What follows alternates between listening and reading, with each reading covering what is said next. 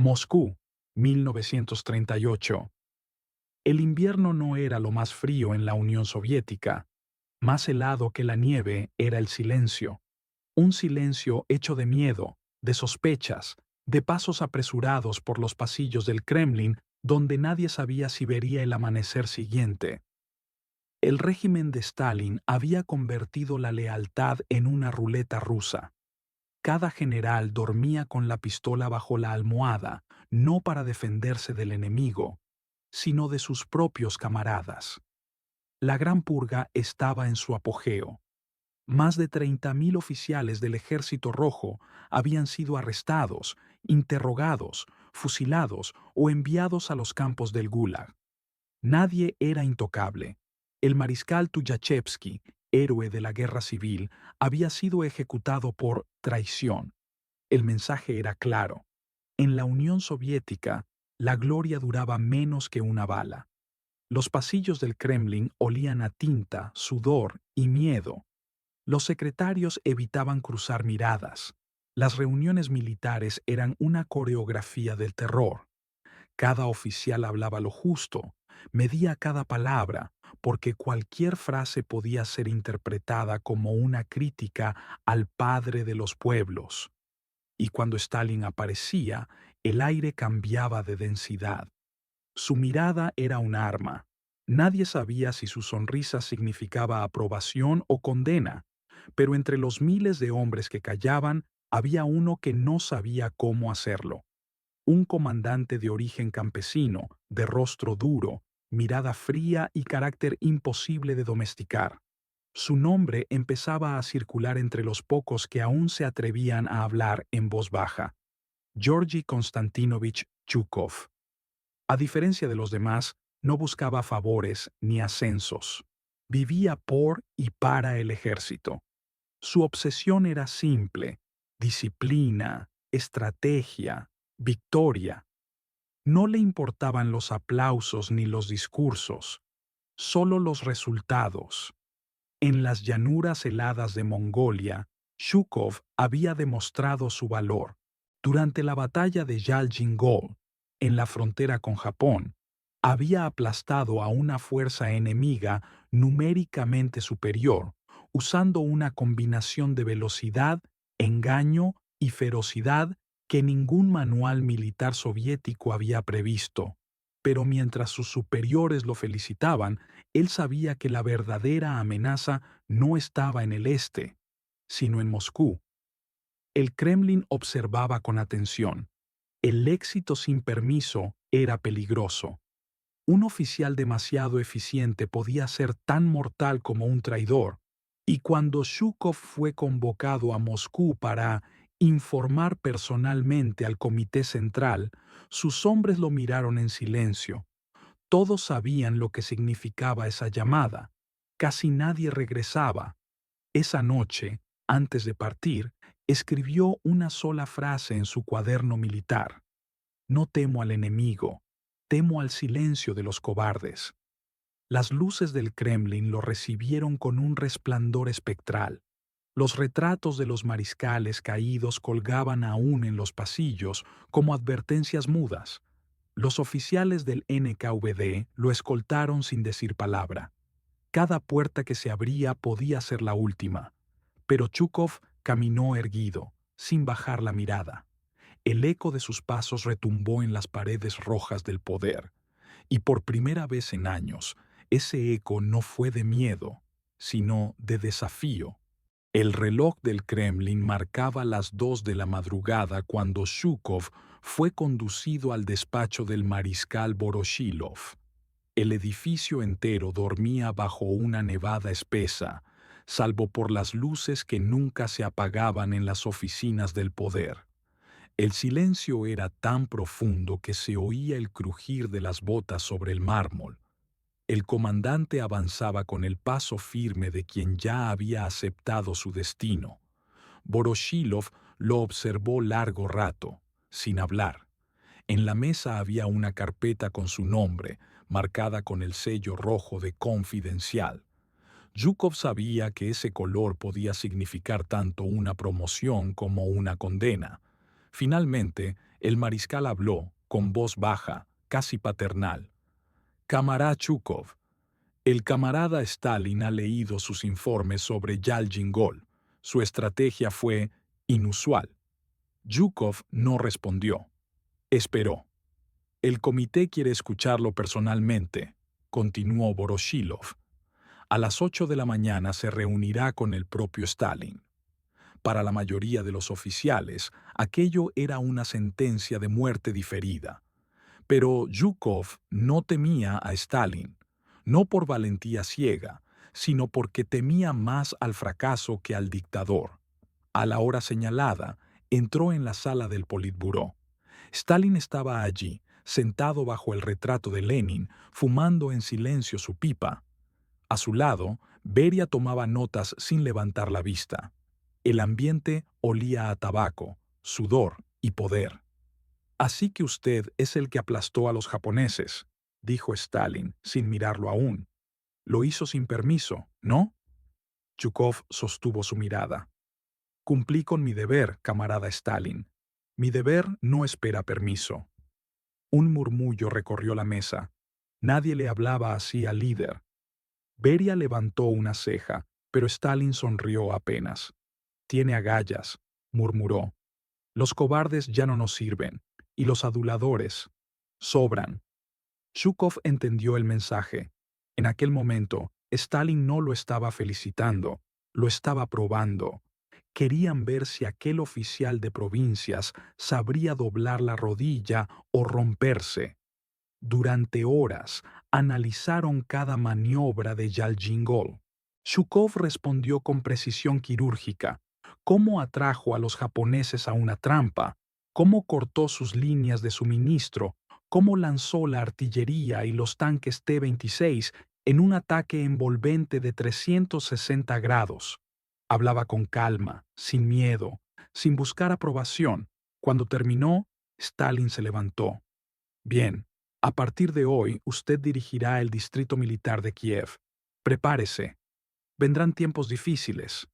Zhukov saludó y salió. Solo en el pasillo, permitió que el aire escapara de sus pulmones. No lo habían arrestado, no lo habían fusilado. Eso ya era una victoria. En Kiev encontraría un ejército desmoralizado, lleno de oficiales mediocres, más preocupados por no ser acusados que por ganar batallas. Pero allí empezaría su verdadero ascenso. Allí demostraría que la guerra no se gana con discursos, sino con disciplina y acero. Los soldados que servían bajo su mando lo recordarían para siempre. No era cruel sin motivo, pero tampoco mostraba compasión. Zhukov no castiga, decían, enseña, y sus enseñanzas eran duras como el invierno ruso. Ningún error quedaba sin corregir. Ningún cobarde permanecía en las filas. Quiero hombres que sepan morir con los ojos abiertos, repetía. Mientras Stalin seguía purgando a sus enemigos, Zhukov forjaba un ejército real. Cada día, en los campos helados de Ucrania, sonaba el rugido de los motores, el eco de los cañones y la voz del general que desafiaba el miedo con hechos. Nadie lo sabía aún, pero aquel hombre de acero sería el que, años después, se atrevería a desafiar al propio dictador y sobrevivir. Octubre de 1941. El cielo sobre Moscú ardía de humo y desesperación. Los trenes que huían hacia el este iban repletos de civiles, archivos, retratos de Lenin y estatuas envueltas en mantas. El gobierno se preparaba para abandonar la capital. Los altavoces de la ciudad repetían mensajes de calma, pero todos sabían la verdad. La Wehrmacht estaba a las puertas de Moscú. El grupo de ejércitos centro de Guderian había arrasado media Rusia. Briansk, Smolensk, Vyazma, todos los nombres que antes sonaban a orgullo soviético eran ahora sinónimo de ruina. Millones de soldados habían sido capturados o muertos.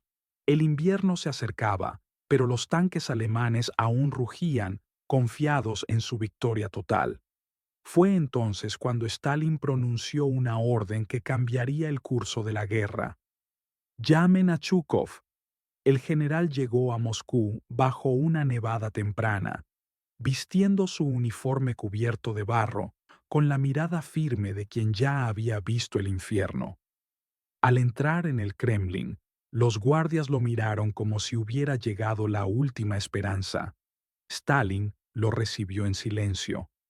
«¿Podrá detenerlos?», preguntó, sin levantarse. Zhukov respondió sin dudar. «Sí, pero necesitaré hombres y tiempo, tiempo». Era lo único que Moscú no tenía.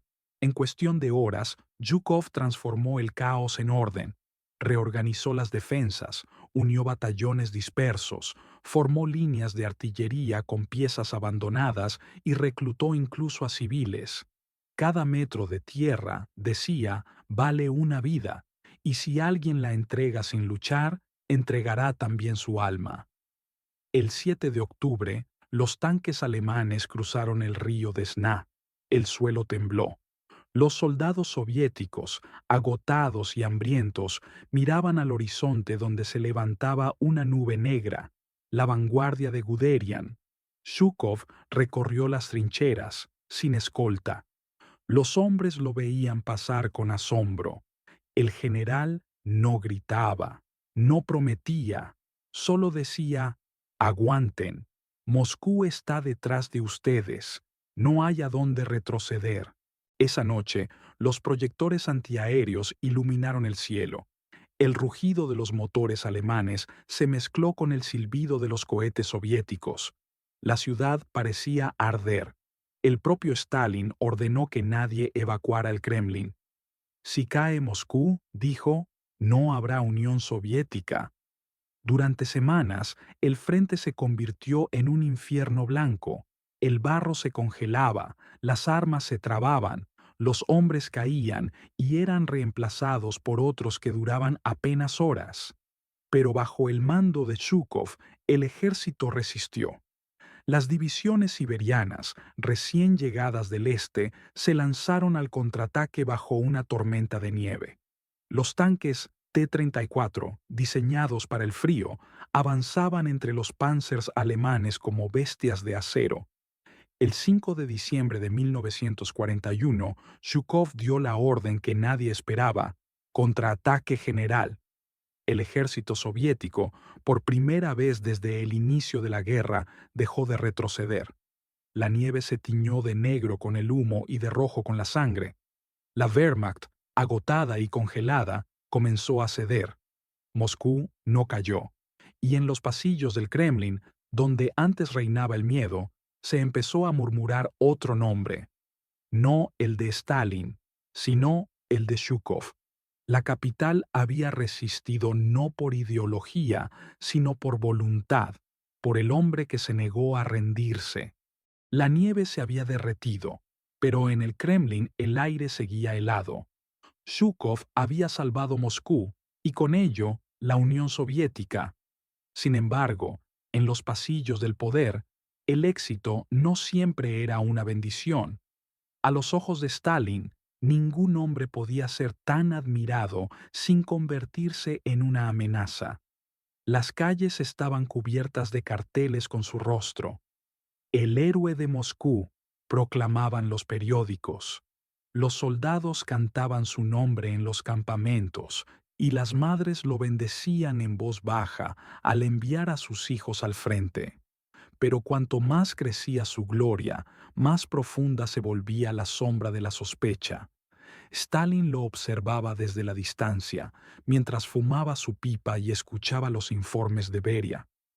«El pueblo lo adora», decía el jefe del NKVD. Incluso algunos oficiales hablan de él como si fuera invencible. Stalin exhaló el humo despacio, sin expresión. «Nadie en este país es invencible, camarada Beria. Nadie». Zhukov, ajeno o quizás indiferente a la paranoia del Kremlin, seguía preparando nuevas ofensivas. Sus días eran una cadena interminable de mapas, telegramas y reuniones con oficiales.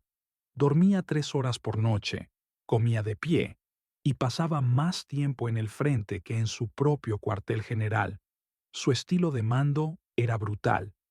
A los incompetentes los degradaba sin piedad, a los cobardes los hacía fusilar.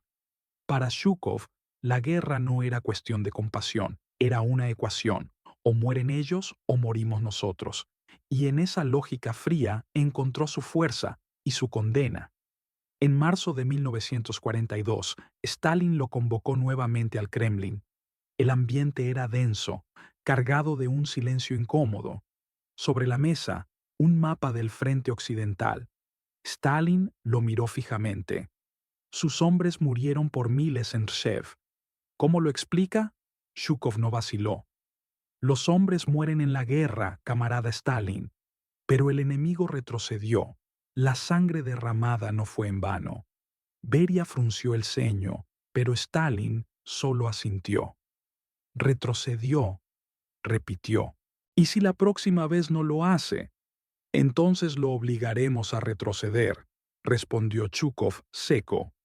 Hubo un silencio. Nadie en toda la Unión Soviética le hablaba así a Stalin, y sin embargo, él no lo interrumpió. Solo sonrió levemente, como quien observa a un animal salvaje que no logra domesticar. Desde ese día, la relación entre ambos cambió. Stalin comenzó a aislarlo de las decisiones más altas, a enviarlo a frentes secundarios, a rodearlo de asesores cuya verdadera tarea era vigilarlo. Pero Zhukov lo entendía. El líder temía su popularidad, temía su independencia, temía que un soldado pudiera despertar más lealtad que el propio dictador. Aún así, el general siguió cumpliendo órdenes. No por obediencia ciega, sino porque su compromiso no era con Stalin, sino con la victoria. Cuando recibió la orden de dirigir la defensa de Leningrado, simplemente dijo: «Si hay que morir allí, moriré. Pero la ciudad no caerá». Su tren partió hacia el norte entre el rugido de los motores y la nieve cayendo como ceniza. En su interior, Zhukov escribía en su cuaderno de campaña una sola frase: «Los hombres del Kremlin temen la derrota. Yo temo no tener la oportunidad de vencer». Septiembre de 1942. El tren militar que transportaba a Zhukov se detuvo en una estación semidestruida al norte del país. El aire olía a humo y muerte. A lo lejos, los cañones alemanes tronaban sin pausa. La ciudad de Leningrado, cuna de la revolución, llevaba más de un año sitiada, cercada por tierra, bombardeada desde el aire, aislada del resto del país. Leningrado se había convertido en un infierno congelado. Zhukov bajó del tren sin escolta. Sus botas se hundieron en la nieve mezclada con sangre. Los soldados lo miraban con una mezcla de respeto y esperanza. Para ellos, su llegada significaba solo una cosa: la posibilidad de sobrevivir. En el cuartel improvisado, el general escuchó los informes. Raciones reducidas a 125 gramos de pan al día, camarada Zhukov. ¿Pan?, preguntó. El oficial dudó. Pan, mezclado con serrín y restos de papel. Zhukov no respondió. Cerró el informe y salió al frío. Desde una colina observó la ciudad. Ruinas humeantes, calles cubiertas de cadáveres congelados, niños arrastrando cubos vacíos buscando agua. Aún así, ondeaba una bandera roja en lo alto del Instituto Smolny. Mientras esa bandera siga allí, pensó, la ciudad vive. Esa noche reunió a los comandantes. Su voz sonó más dura que nunca. Leningrado no caerá. Si no pueden alimentar a sus hombres, aliméntenlos con odio. Si no tienen balas, usen bayonetas. Si no tienen fuerzas, recuerden que detrás de ustedes está el Neva y más allá, Rusia. El enemigo había prometido borrar la ciudad del mapa. Los nazis llamaban a la operación Nordlicht, Luz del Norte, pero Zhukov juró convertirla en su oscuridad eterna. Durante semanas organizó la defensa con precisión quirúrgica. Cada puente fue minado, cada calle convertida en trampa, cada casa transformada en fortaleza. Los civiles trabajaban hombro a hombro con los soldados, levantando barricadas de ladrillos, muebles y cuerpos. El hambre no distinguía entre general o campesino. Un día, un mensajero llegó corriendo al puesto de mando. «¡Camarada Chukov!», gritó. «El enemigo ha roto la línea sur». Zhukov se levantó sin decir palabra. Montó en su vehículo y condujo personalmente hacia el frente. Bajo el fuego de artillería, se paró en medio del cruce donde los soldados retrocedían. «¡Deténganse!», rugió. «Atrás, solo hay tumbas». Su voz atravesó el estruendo. Los hombres se giraron, tomaron posición y el frente se estabilizó. Ese día, Leningrado sobrevivió una vez más. El invierno llegó con su cuchillo invisible. Las temperaturas bajaron a 30 degrees Río. Los lagos se congelaron y con ellos las esperanzas. Pero entonces, Zhukov ordenó algo que pocos creyeron posible: abrir una ruta a través del hielo del lago Ládoga, la llamada Camino de la Vida. Camiones cargados con harina, municiones y medicamentos cruzaban la superficie helada bajo bombardeos constantes. Muchos se hundían, tragados por las aguas oscuras, pero otros lograban llegar, llevando lo que la ciudad necesitaba para seguir respirando. En febrero de 1943, después de casi 900 días de asedio, la ofensiva soviética logró romper el cerco. Leningrado seguía en pie, devastada, hambrienta, pero libre. Zhukov, al contemplar la ciudad destruida, solo murmuró: «La guerra no se gana con héroes, sino con los que no mueren antes de tiempo». Y en Moscú, Stalin lo observaba desde su despacho, sin sonrisa, sin aplauso. El general que había salvado la capital, ahora también había salvado la ciudad de Lenin, y eso lo hacía aún más peligroso. Berlín, mayo de 1945. El rugido de los cañones había cesado. El humo cubría la ciudad como una mortaja, y el aire olía a polvo, sangre y gasolina. Entre los escombros, los soldados soviéticos izaban una bandera roja sobre el Reichstag. Era el símbolo del fin, el triunfo del sacrificio, pero también el comienzo de otra batalla, la del poder. En el balcón del edificio en ruinas, Zhukov observaba el horizonte gris. Había tardado 4 años, millones de vidas y ríos de sangre en llegar hasta allí.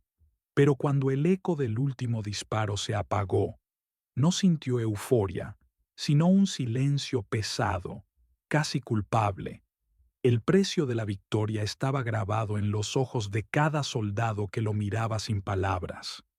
A su alrededor, los oficiales celebraban, bebían, gritaban «Sarrodinu», pero Zhukov permanecía inmóvil.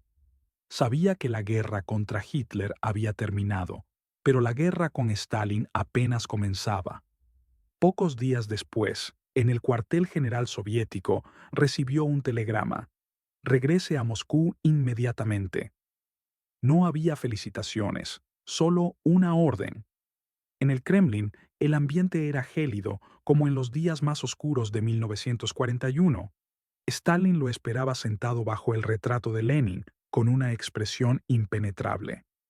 «Así que Berlín cayó», dijo con tono neutro. «¿Cayó, camarada Stalin?», respondió Zhukov.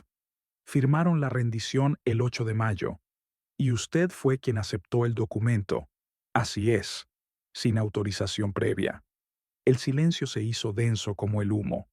Zhukov lo entendió al instante. No se trataba de protocolos, se trataba de envidia. El mundo entero hablaba del general de hierro, del héroe de Moscú, Leningrado y Berlín. Los periodistas lo comparaban con Suvórov y Napoleón, y los soldados lo idolatraban. Eso, para Stalin, era intolerable. «Camarada Zhukov», dijo al fin el líder, con voz suave pero cortante, «usted ha cumplido con su deber, y más, tal vez demasiado. Es hora de que descanse. Lo trasladaré a Odessa. Comandará el distrito militar del sur. En otras palabras, exilio disfrazado de honor. Zhukov saludó, rígido. No replicó.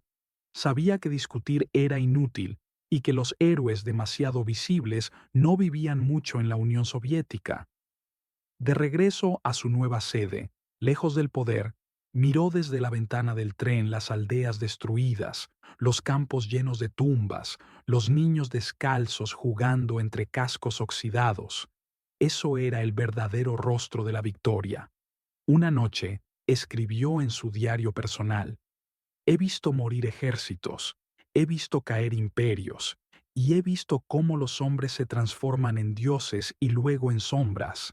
La guerra termina, pero la desconfianza del poder nunca muere. Pasaron los años.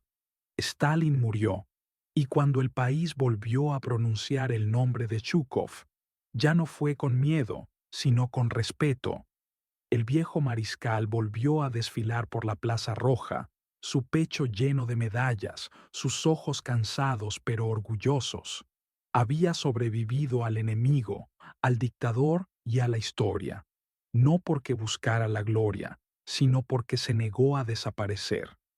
En sus últimos días, al observar los retratos de sus campañas, dijo una frase que quedó grabada en los anales de la historia militar: las victorias no pertenecen a los generales, sino a los muertos que las hicieron posibles. Zhukov no fue un santo, fue un hombre de acero forjado en un mundo de fuego, y aunque el poder intentó borrarlo, su nombre sigue siendo el eco que recuerda que incluso en la tiranía, la disciplina, el coraje y la voluntad pueden desafiar al miedo. Moscú, 1955.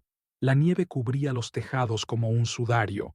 La guerra había terminado hacía una década, pero el país seguía lleno de cicatrices.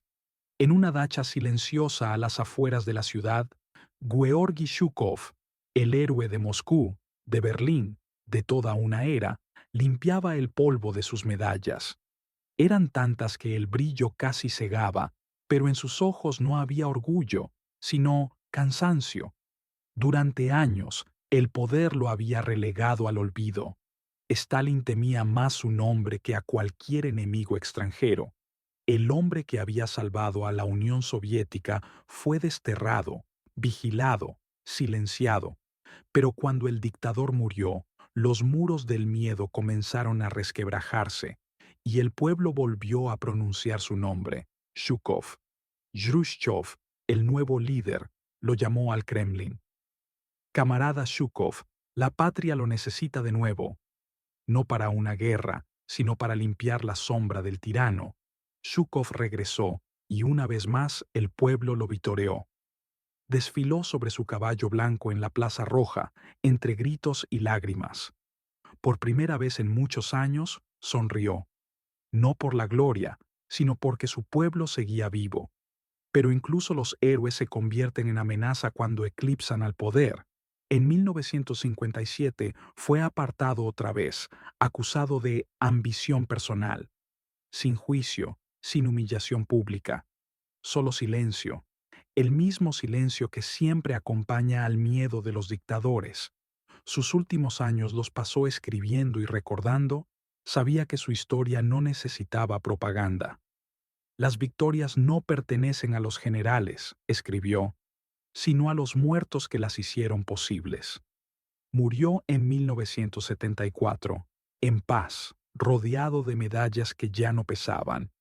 Miles de veteranos acudieron a su funeral sin ser convocados. Lloraban no solo al general, sino al hombre que había demostrado que la lealtad no se arrodilla. Zhukov no fue un santo, fue un soldado, pero entre dictadores fue el único que se atrevió a mirar al poder a los ojos y sobrevivir.